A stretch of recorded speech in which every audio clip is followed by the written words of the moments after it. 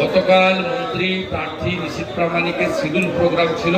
ওখানে আপনার উদয়ন গুহ যে গুন্ডামিটা করেছে উইদাউট পারমিশন, এবং এর পিছনে মদত আছে জেলা শাসক অরবিন্দ মিনা, আর একটা এসপি ওখানে আছে।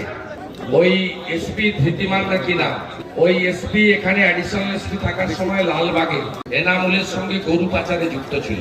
ওই এসপি ওখানে গিয়ে এইগুলো করছে, এবং উদয়ন গুহ একটা স্ট্যাম্প গুন্ডা সবাই জানে।